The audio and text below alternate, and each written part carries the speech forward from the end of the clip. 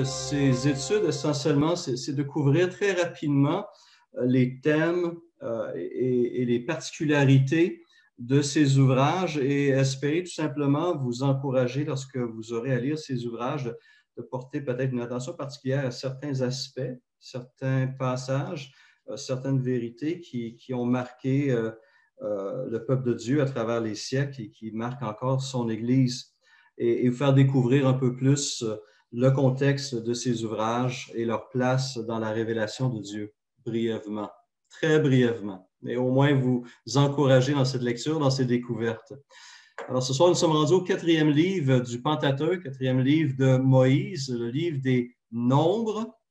Alors, ce titre « Nombre » nous vient de la version de la Septante, donc la version grecque de l'Ancien Testament, qui est en grec « arithmoi », qui a donné le mot en français « arithmétique », par exemple, donc traduit par « nombre », parce qu'on y retrouve au début et à la fin, chapitre 26, deux recensements, deux dénombrements du peuple, la première génération qui est sortie d'Égypte et la deuxième, 40 ans, 38 ans, 40 ans plus tard, qui se prépare à prendre possession de la terre promise.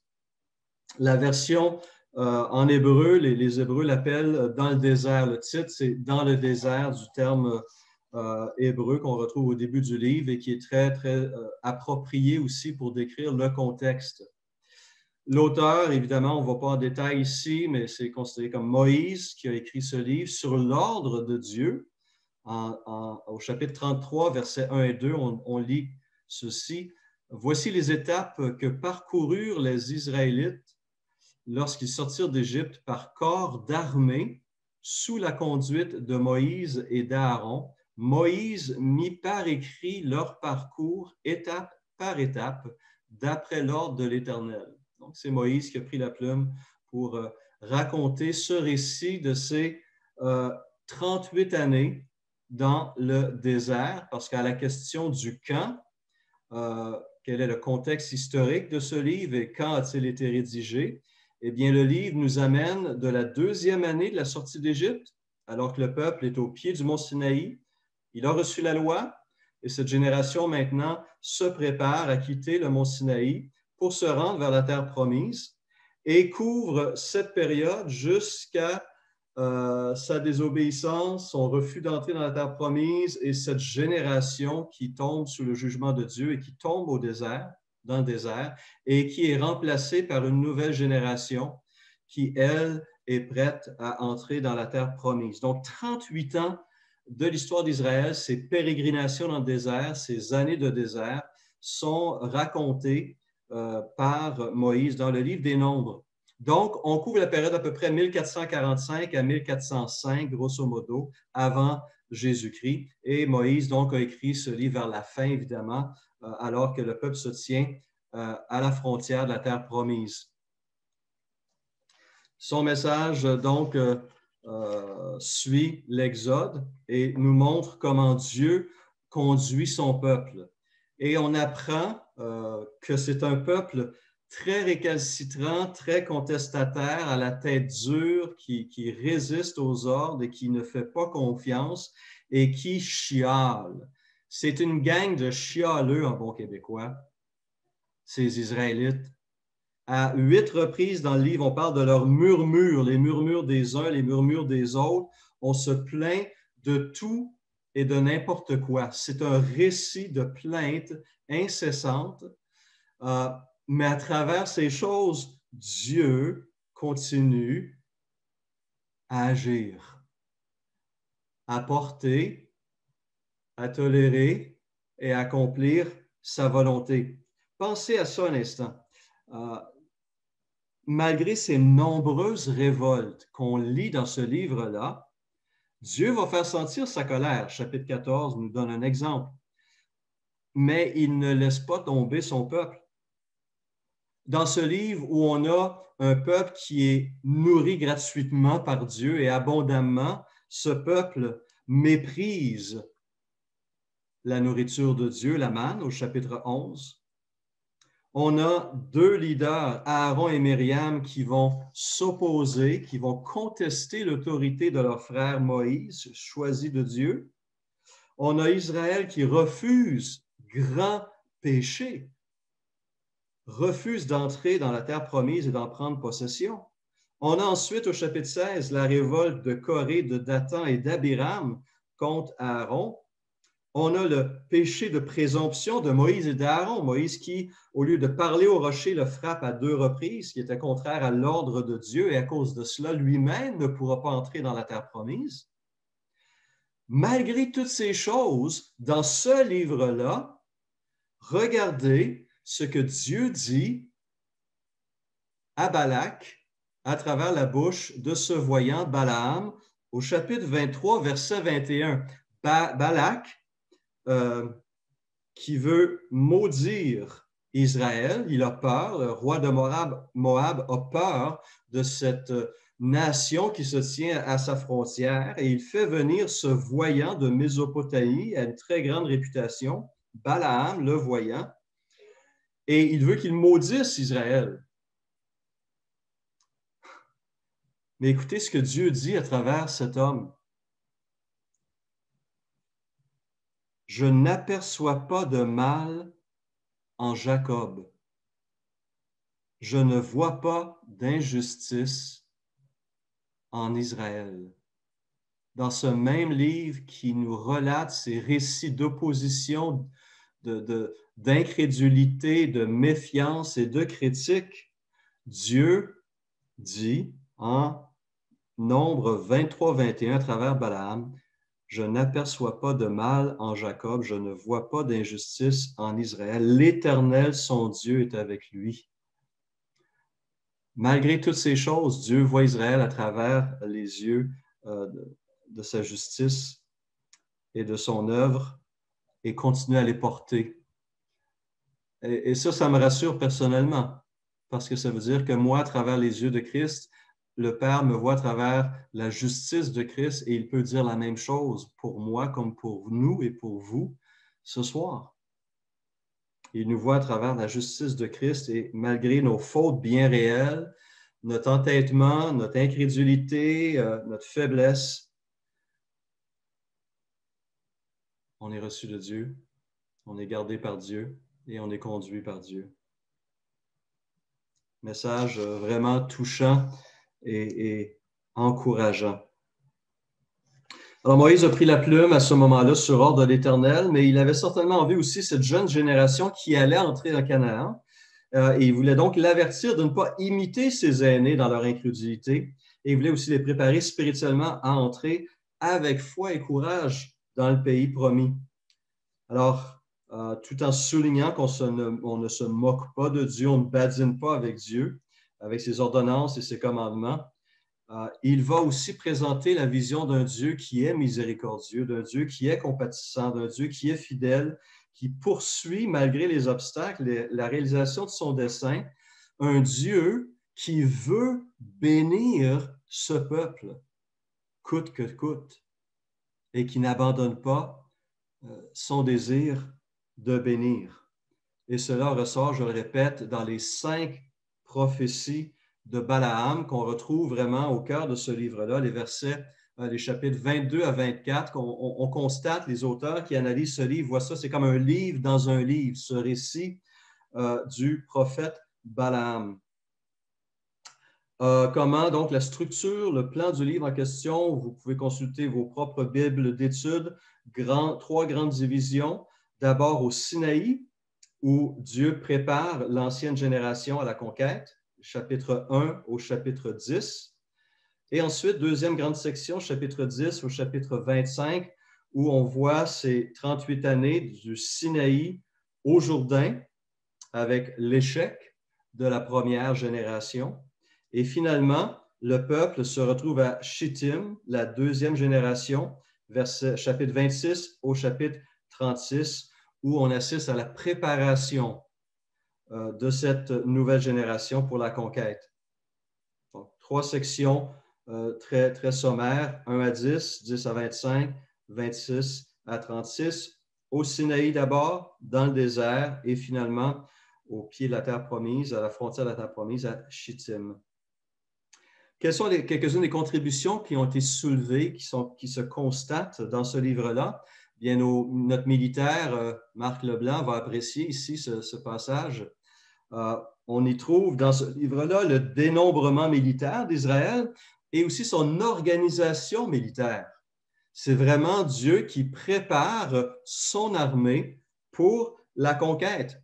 On va se rappeler peut-être à la sortie d'Égypte, une fois que Dieu a jugé, a détruit l'armée de Pharaon qui poursuivait Israël pour la détruire et qui l'a détruite avec les eaux de la mer Rouge. Le peuple a célébré en soulignant ceci, en Exode 15.3, « L'Éternel est un vaillant guerrier. »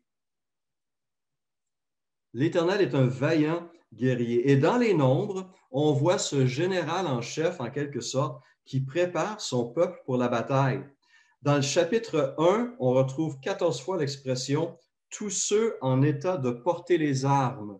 On fait le recensement pour connaître la force de cette armée. 605 000 hommes capables de porter les armes. 605 000 hommes. Il enseigne au peuple comment dresser un camp, comment marcher. Il lui donne des rations de nourriture. Il l'entraîne à obéir aux autorités, aux commandements établis, et il les conduit au combat. Il va même leur donner des directives sur comment partager le butin de guerre.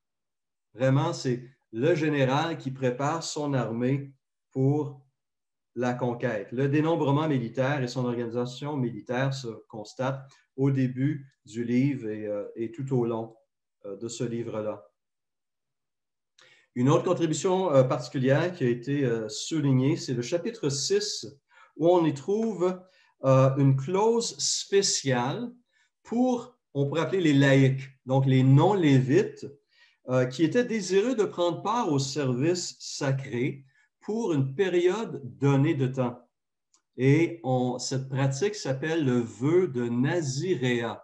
Chapitre 6, le vœu de Naziréa en vue d'un service sacré particulier. Le naziréen, le terme veut dire un consacré. Le séparé ou le consacré, c'est quelqu'un qui se consacre pour une tâche sacrée pour un temps.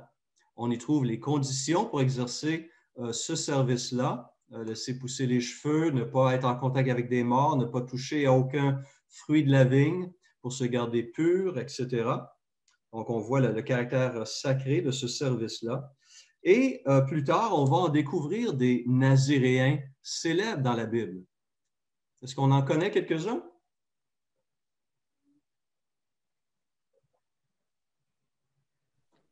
Samson, je crois, non?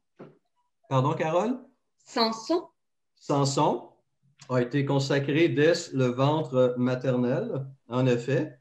Il n'a pas été très, très fidèle comme naziréen, mais bon, il était le premier qu'on retrouve dans le livre des Juges, chapitre 13. Denis? Mais l'homme crie de sa pièce aussi Jean-Baptiste, oui. En effet, lui aussi depuis le sein de sa mère. Denis? Ah, j'avais dit Jean-Baptiste, moi aussi. Tu avais dit aussi Jean-Baptiste, d'accord, c'est bien. Et j'ai déjà lu quelque part aussi que Jésus, lors d'un jeûne plutôt, était peut-être naziréen. Est-ce que ça se peut? Bien, il y a un jeu de mots avec le fait qu'il était de Nazareth, c'est un nazaréen. Il y en a qui ont vu un lien entre les deux. Il était certainement le plus consacré de tous. En ce sens-là, il illustre ce vœu de consécration à Dieu, consécration permanente, mais c'est en rapport avec ce jeu de mots que le lien est fait.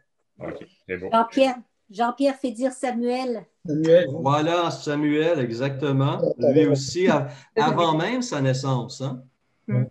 Marlène, tu voulais dire quelque chose? C'est Samuel, moi aussi, que j'avais à l'esprit. Voilà, donc 1 Samuel 1:11. Avant même sa naissance, sa mère l'offre et le consacre au service de Dieu. Et il sera donc consacré ainsi. Mais il y en a un dernier qu'on a oublié, qui a fait un vœu, non pas pour toute sa vie, mais qui a fait un vœu de Naziréa pour un temps, et même probablement à 2 reprises. Est-ce que ce ne serait pas Jephthé? Jephthé ou non? Non. L'apôtre Paul. Paul, Ah, oui. Ouais. L'apôtre Paul, en Actes 18, alors qu'il est près de Cancré, le port de Corinthe, il met un terme à un vœu qu'il a fait. Et on voit dans ce texte-là un vœu de Naziréa qu'il aurait fait. Et à nouveau, en 21, chapitre 21, verset 23, il se joint à des Juifs qui avaient fait un vœu et il s'associe à leur consécration pour démontrer aux Juifs de Jérusalem qu'il n'est pas contre la loi de Moïse. Donc, en Actes 18 et en Actes 21-23. Donc, on voit que c'est une pratique qui était faite à la fois par les parents, des fois la mère elle-même, avant la naissance ou même pendant qu'elle porte l'enfant. Certains étaient consacrés à vie ou devaient l'être, comme Samson et Samuel, Jean-Baptiste. D'autres, c'était plus ponctuel, comme l'apôtre Paul. Donc, le vœu de Naziréa permet aux laïcs, en quelque sorte, de faire aussi un service sacré à l'Éternel. Le livre des Nombres. Je ne comprends pas quel est ce vœu. C'est quelqu'un qui s'engage pour un temps à servir l'Éternel, à se consacrer d'une manière particulière au service de Dieu. La forme que ça pouvait prendre, c'était varié. Mais c'est l'idée que pour un temps, je ne fais pas de travail séculier en quelque sorte, mais je me mets au service de Dieu. Ça peut être le service où il accompagne peut-être le peuple des Lévites, où il fait des tâches subalternes, mais qui se consacre pour un temps au service de Dieu.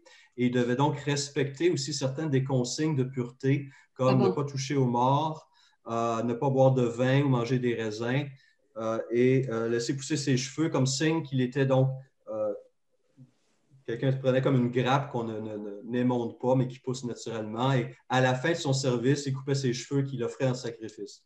Ah bon, merci. Oui. Le grand événement, évidemment, l'événement le plus triste qu'on retrouve dans le livre des Nombres, c'est le peuple qui, à la frontière de la terre promise, malgré les promesses de conquête et de victoire de Dieu, refuse d'obéir et refuse de prendre possession de la terre promise. Donc, on a cette première génération qui ne croit pas en Dieu, qui ne croit pas dans la promesse de Dieu, qui pense que Dieu se trompe et qui laisse la peur, la crainte des hommes dominer. Elle devient plus forte que la crainte de Dieu et ils se privent de la promesse divine, la promesse qui avait été faite à leurs ancêtres, et ils vont donc périr dans le désert au cours des 38 prochaines années, et ce sera leurs enfants qui prendront possession de cette terre promise. Mais c'est un livre qui nous parle aussi d'une deuxième rébellion, en quelque sorte.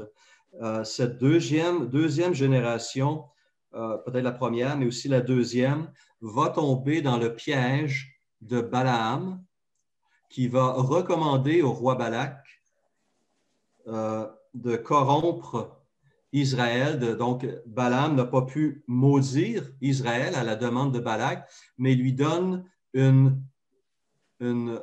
façon de piéger et de porter atteinte à Israël en mêlant, en offrant les filles moabites aux Israélites dans le désert. Et ces filles moabites vont entraîner les Israélites dans l'immoralité sexuelle et dans l'idolâtrie.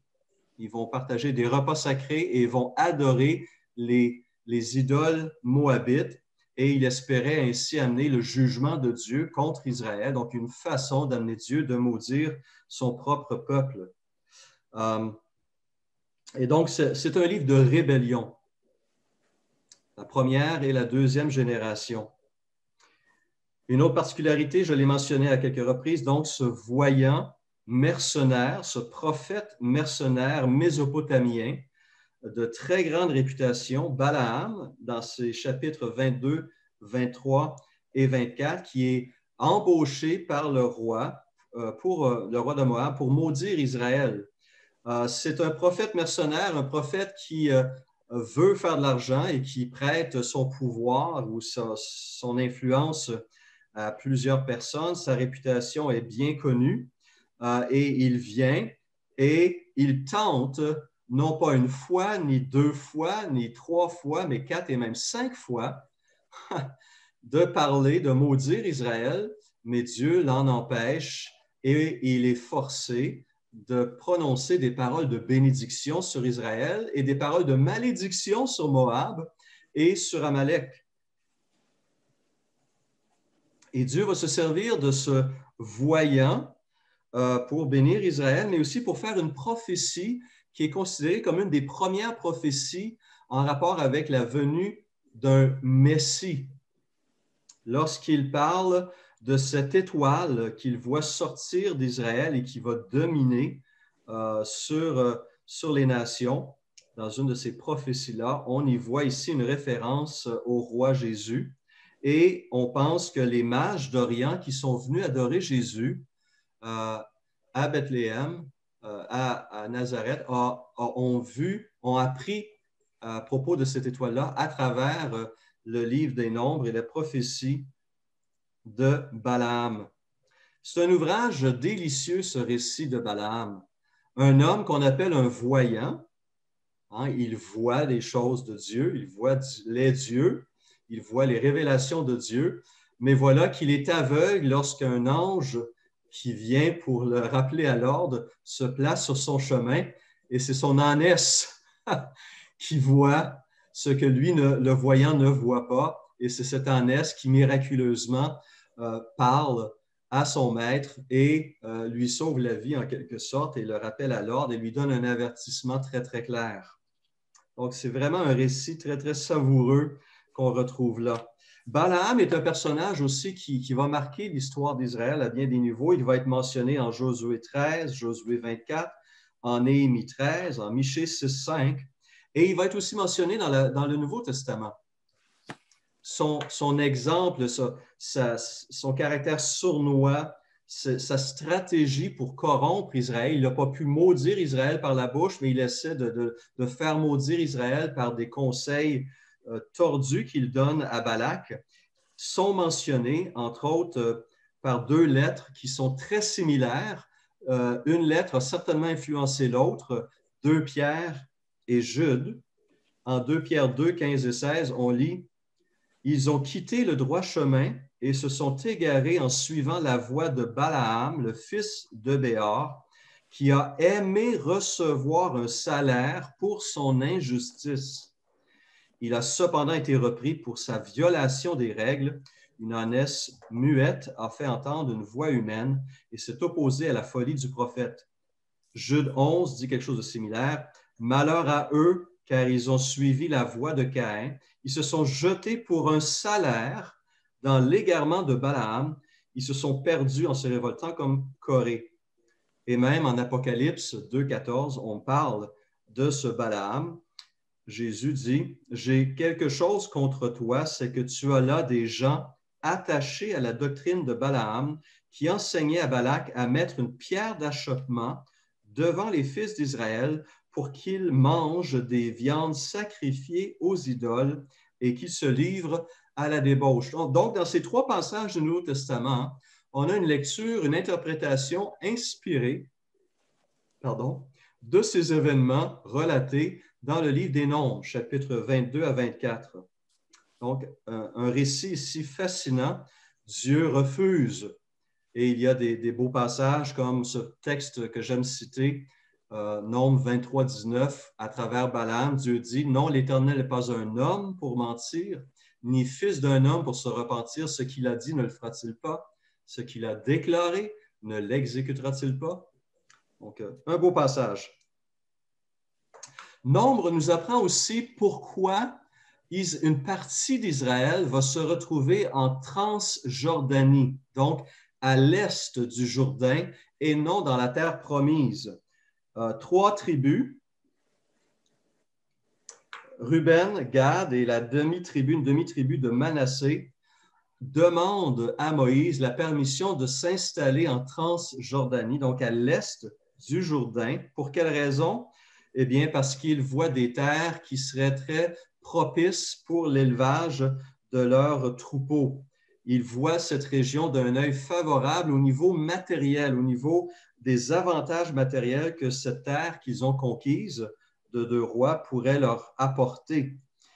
Et ils demandent cette permission qui leur est accordée, mais le fait qu'ils n'entrent pas spécifiquement dans la terre promise va leur jouer un mauvais tour plus tard.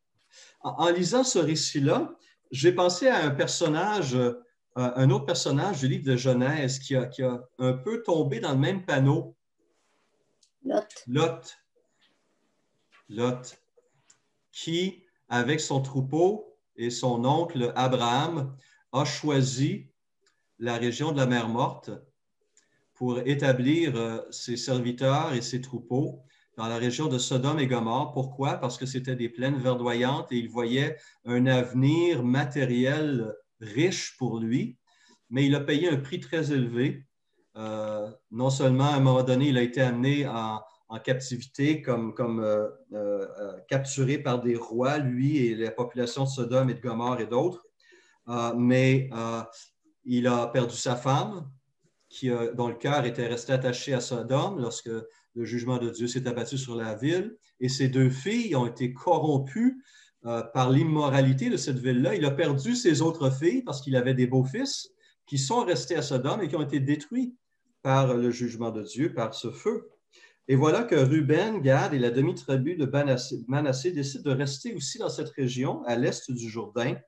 Et ils vont en payer aussi plus tard un lourd prix, parce que ce sont ces tribus-là qui vont subir parmi les attaques les plus fortes des ennemis d'Israël. Elles vont être souvent les premières à être attaquées, et c'est surtout, elles sont les premières à partir en captivité en Assyrie. Donc, leur choix de région nous amène à réfléchir, nous aussi, sur les choix que l'on fait. Lorsqu'on prend une décision, par exemple, je donne l'exemple, je reçois la possibilité d'avoir une promotion de mon patron, mais cette promotion implique que je dois déménager ma famille et me rendre dans une région X, mais que je ne prends pas le temps d'évaluer les conséquences spirituelles pour ma famille de ce déménagement, mais que je pense seulement aux conséquences financières et matérielles, une promotion, une augmentation de salaire et tout cela, mais je me retrouve dans une région où il n'y a pas d'église, où il y a très peu d'églises, ou très peu de choix, et ma famille peut en pâtir et peut dépérir spirituellement. On ne prend pas le temps toujours d'évaluer toutes les conséquences. Donc, la prospérité matérielle ne doit jamais être la seule ou la première des raisons qui nous poussent à prendre des grandes décisions de vie. Une leçon ici importante pour nous. Dans le Nouveau Testament, on a les nombres qui ne sont cités seulement que 5 fois. Ici, je parle de citations directes en Hébreux 5, 2 Timothée 2, Matthieu 9, Marc 6 et Matthieu 5. Mais il y a plusieurs allusions. Entre autres, le livre de l'Épître aux Hébreux va en mentionner à plusieurs reprises, va faire des allusions au livre des Nombres à plusieurs reprises. On a par ailleurs au niveau des types beaucoup de textes qui méritent d'être médités dans le livre des Nombres. On a par exemple cet enseignement, les cendres de la vache rousse. Un commentateur nous dit par rapport à ces cendres, dont la fonction des cendres de cette vache rousse était de purifier le peuple qui s'était souillé rituellement. Un commentateur dit, du point de vue historique, ces cendres symbolisaient la nécessité d'une purification des péchés accidentels, mais du point de vue du type, Jésus étant l'antitype, elles évoquent la mort de Christ qui s'étend aussi à ces derniers, mais qui exige confession et appropriation. Et on peut penser à Hébreux 9, 13 et 14, qui mentionne la vache rousse ainsi. Il dit en effet, le sang des boucs et des taureaux, ainsi que la cendre d'une vache, dont on asperge ceux qui sont souillés, les rendent saints en leur procurant une pureté rituelle. Si tel est le cas, le sang de Christ, qui s'est offert lui-même à Dieu par l'Esprit éternel comme une victime sans défaut, purifiera d'autant plus votre conscience des œuvres mortes, afin que vous serviez le Dieu vivant. Hébreux 9, 13 et 14. Donc, les sangs de la vache rousse est une image ici de purification qui nous pointe vers l'œuvre de Jésus-Christ. Est-ce qu'il y a d'autres exemples qui nous viennent à l'esprit avec le livre des Nombres, des types qu'on retrouve?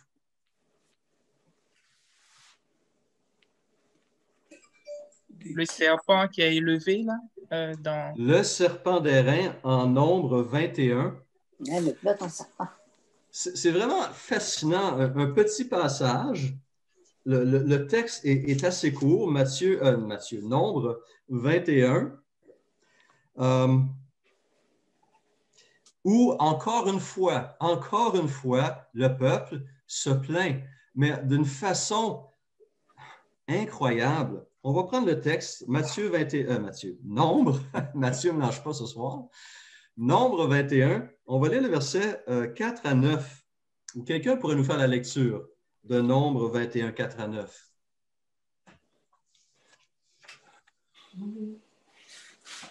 Quelqu'un? Martial, si tu veux mettre le son. 21, hein? Oui. Oui, c'est bon. Donc, ce sera Nombre 21, le verset 4 à 9. Il partit de la montagne de Hor par le chemin de la mer Rouge pour contourner le pays d'Édom. Le peuple s'impatienta en route et parla contre Dieu et contre Moïse.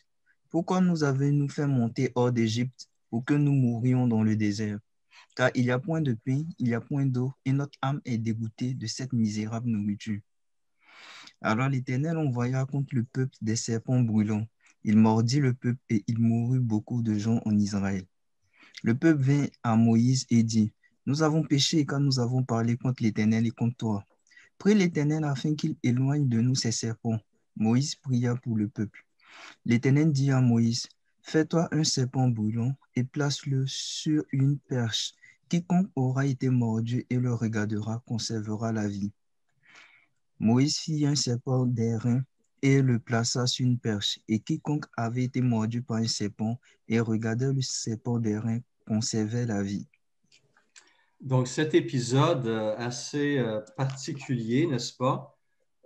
5, 6 versets seulement dans ce récit des pérégrinations d'Israël. Encore une plainte, on chiale contre Dieu, on le dit, parla contre Dieu, verset 5, et contre Moïse, et appelle la manne, cette nourriture du ciel, une misérable nourriture. Et donc, on n'est pas surpris que Dieu les rappelle à l'ordre et les juge pour cela et envoie un jugement contre le peuple à travers ces serpents brûlants. Alors, on me dit que ce serait probablement une race de serpents, de vipères qu'on appelle des cérastes, qui étaient très courants dans cette région du monde et qui, la morsure, donnait une grande brûlure, une enflure, une inflammation très vive et une très grande soif aussi. Donc, c'est un jugement assez particulier. Alors, on pourrait lire ce récit-là et passer à travers sans plus, mais voici que Jésus lui-même attire notre regard sur cet événement-là en Jean chapitre 3, dans sa conversation avec Nicodème. Et en Jean 3, 14, il dit ceci, « Comme Moïse éleva le serpent dans le désert, il faut de même que le Fils de l'homme soit élevé, afin que quiconque croit en lui ait la vie éternelle. » Et on voit dans ce passage des Nombres ce serpent d'airain, image de la malédiction, élevée, impuissante, une image de Christ qui a été fait péché et malédiction, maudit est celui qui est pendu au bois, n'est-ce pas? Et qui, lorsqu'on se tourne vers lui, lorsqu'on lève les regards vers lui avec foi, nous délivre des conséquences du péché. Donc, on voit dans ce serpent d'airain et dans cet épisode-là un type de Christ élevé à la croix. Jésus lui-même nous fait cette interprétation inspirée, cette lecture inspirée de ce passage-là. Petite note historique en passant, ce serpent d'airain va rester avec le peuple 725 ans.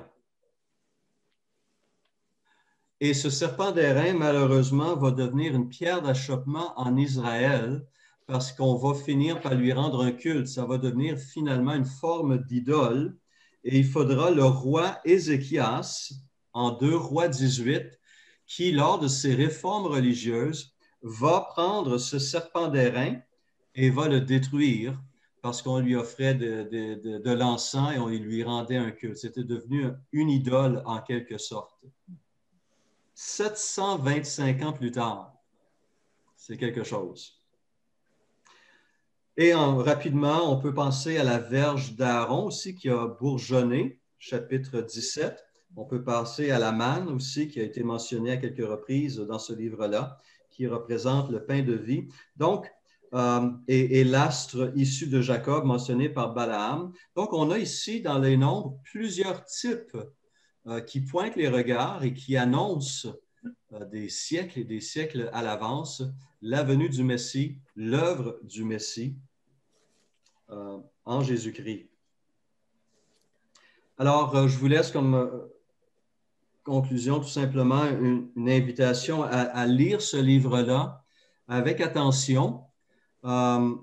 Marie-Claude, en parlant des mêmes pérégrinations, on pourrait dire, d'Abraham, eh bien, on voit un parallèle ici avec Israël dans le désert et un parallèle à la vie chrétienne entre notre sortie d'Égypte, où Dieu nous a sortis du monde, jusqu'à la venue de la terre promise. Nous sommes en route vers la terre promise, n'est-ce pas? Donc, nous sommes dans cette période de pérégrination, de pèlerinage ici-bas. Nous sommes ici des voyageurs et des étrangers. Et donc, les avertissements, ce qui se vit dans ce désert-là, par Israël, contient des avertissements pour nous. Et Paul fera clairement ce lien en 1 Corinthiens, chapitre 10, lorsqu'il mettra en garde les chrétiens de Corinthe de ne pas tomber dans les mêmes erreurs que ces Israélites dans le désert. Et donc, si Paul fait le lien entre les Israélites dans le désert et le comportement des chrétiens de Corinthe, on peut nous aussi prendre ces avertissements des nombres et nous les appliquer. Voici ce qu'il dit, par exemple, en 1 Corinthiens 10, verset 1er. « Frères, je ne veux pas que vous ignoriez que nos pères ont tous été sous la nuée, qu'ils ont tous passé au travers de la mer, et qu'ils ont tous été baptisés en Moïse dans la nuée et dans la mer, et qu'ils ont tous mangé le même aliment spirituel, qu'ils ont tous bu le même breuvage spirituel, car ils buvaient à un rocher spirituel qui les suivait, et ce rocher était Christ. Mais la plupart d'entre eux ne furent point agréables à Dieu, puisqu'ils périrent dans le désert. Or, ces choses sont arrivées pour nous servir d'exemple, afin que nous n'ayons pas de mauvais désirs comme ils en ont eu.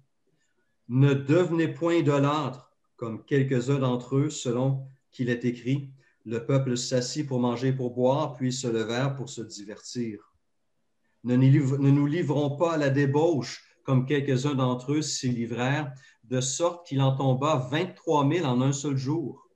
Ne tentons point le Seigneur, comme le tentèrent quelques-uns d'entre eux qui périrent par les serpents.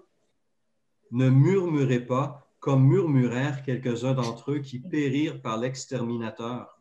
Ces choses leur sont arrivées pour servir d'exemple et elles ont été écrites pour notre instruction à nous ce soir. À nous qui sommes parvenus à la fin des siècles. Ainsi donc, que celui qui se croit debout, prenne garde de tomber. Donc, des avertissements qui sont là pour nous. Cette vie, ces 40 années d'Israël en désert, peut être une image de la vie chrétienne ici-bas, en route vers la terre promise, et les dangers qui nous guettent, mais aussi un Dieu qui est là, un Dieu qui ne nous lâche pas, et qui fait tout pour nous bénir et qui va nous garder et nous conduire jusqu'au bout, jusqu'à bon port. Et j'aimerais terminer en vous lisant un autre texte qui nous vient du livre des Nombres, un texte qui continue à être lu des siècles plus tard, qui est la grande invocation d'Israël et sa bénédiction dans le beau texte de Nombre 6, versets 24 à 26, qui appelle sur le peuple la protection, la grâce et la paix de Dieu. Et pour nous ce soir, frères et sœurs, que l'Éternel nous bénisse et qu'il nous garde. Que l'Éternel fasse luire sa face sur nous et qu'il nous accorde sa grâce. Que l'Éternel tourne sa face vers nous et qu'il nous donne sa paix. Amen.